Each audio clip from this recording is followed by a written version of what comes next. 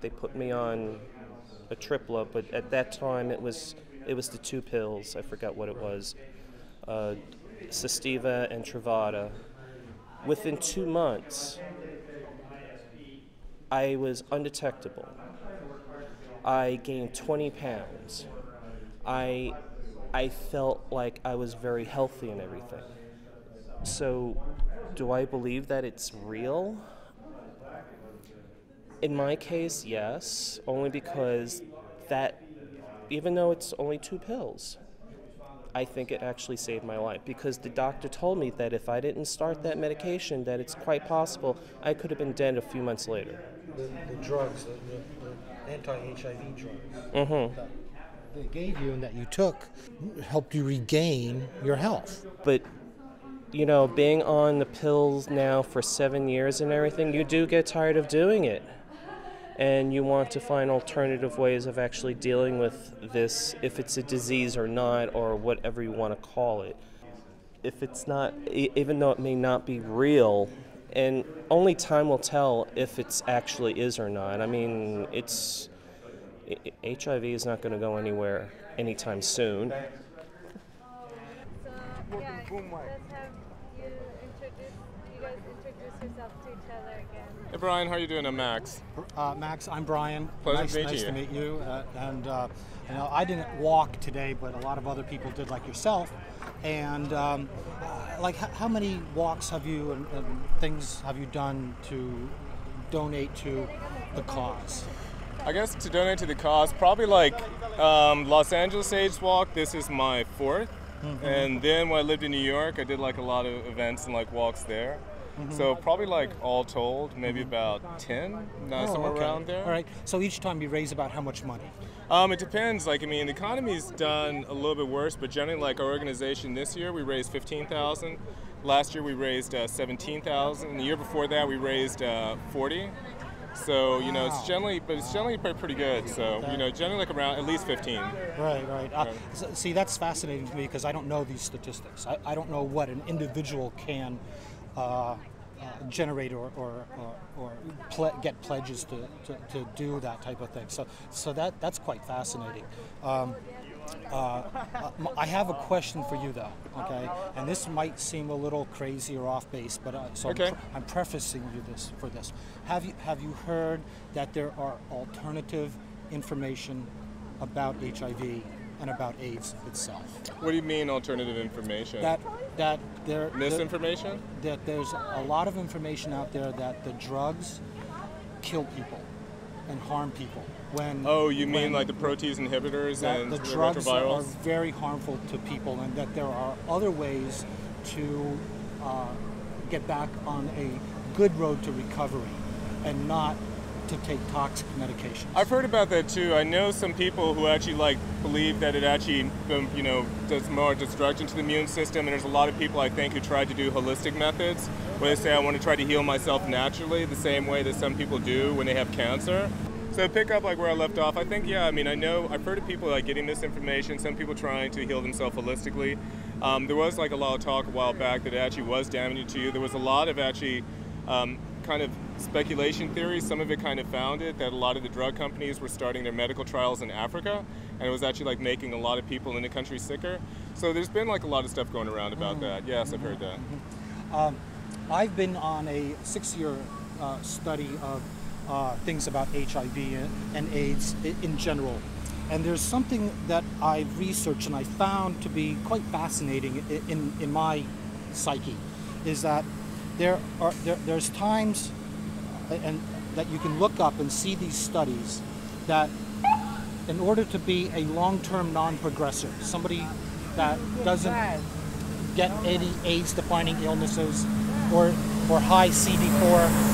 I'm just curious how you know so much. You do a lot of research. Well, I kind of help the student organization at our school, but I think also too, information is really important. Where I grew up, I remember when AIDS and HIV was first breaking out, in the 80s, that there was so much weird misinformation, and I always remember this time where the newspapers actually came out and nobody really knew how HIV, there was no difference at that time between HIV and AIDS, and no one really knew how it started, and it was called the gay disease.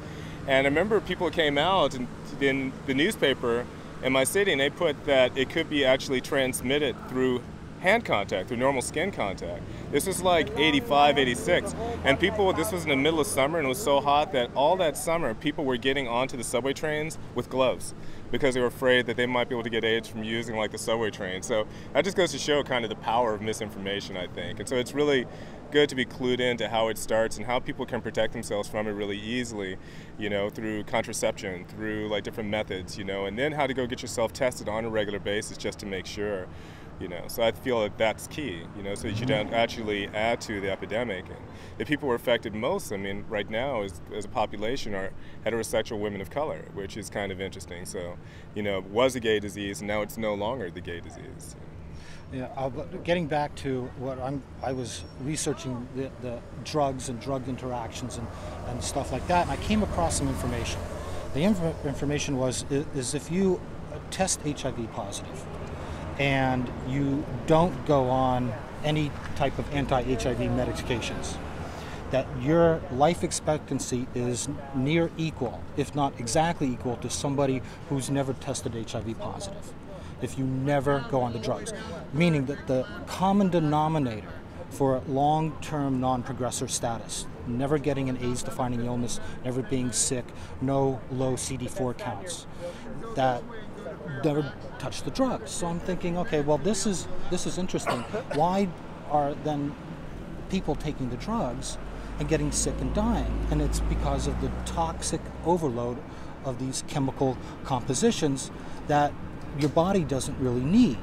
I mean, if you're sick beyond you know, help of any type, okay, these drugs have been known to pull you back from a deathbed situation or get you well again. But the long-term effects are so damaging that the effects from these, the side effects are actually is what's killing people, not any actual AIDS-defining illnesses or those illnesses under that umbrella. So I'm wondering if somebody like you has heard that information. I've heard a little bit of that, and I think I've heard that before, like with medicine. Just in general too. Like I said, a lot of people try to heal themselves holistically that I know, and you know, and then then when it doesn't work out, like in the last case scenario, they go ahead and resort to the drugs. I've heard about that happening. I don't really know like enough about the drugs to say. I mean, I think definitely though, once you choose to go ahead with the drugs, you're sort of compelled to stay with them. It isn't anything I think that you can stop and go ahead and start again. The same sort of way, I always kind of liken it a little bit to insulin. For instance, I know like a lot of people whose children develop diabetes, and they tried to go ahead and give them a natural diet, and once you go on insulin, you really can't come back off. You know, that's not. So, I've read into that too. That's not necessarily the case. So I mean, but it's tough. You can cure diabetes naturally, no doubt in my mind, and I've researched that too. So no, people have definitely tried and done it, but definitely, I just think that I've definitely heard that. I can't really speak enough to that. Looking into the side of HIV and AIDS in the drugs will also start to have you question some other things that you've been told too. And I've been on that track, and it's just interesting to talk to somebody like yourself that has raised this type of money for AIDS during the AIDS walks and other types of things you do. So that's basically why I wanted to maybe ask you a question or two. I mean, we could sit and talk for another couple hours. Absolutely, but, you know, and I feel like what you should always like question anything. I feel that drugs aren't necessarily for everyone. I don't think that the magic cure. I don't think the magic bullet. At the same time, I feel the people who believe that they can be the next miracle cure patient. For instance, like the German citizen, the German national in New York, who was cured last year, and they made a big hoopla about it in the New York press. Not everyone's going to have that. I feel that anytime you go ahead and put anything into your body, you should know the origin and that your body is particularly unique, and you should find out whether that combination of ingredients is going to be beneficial for you. I don't believe in my gut that the retrovirals and protease inhibitors are necessarily good for everybody. I feel like it might be good for some, and I feel like it's good that they're out there as an option, but it's probably not the only option. The sad case is that these protease inhibitors and all of the other types of cocktails and things that these doctors prescribe, they are given out almost like candy. Like candy to somebody who's not sick.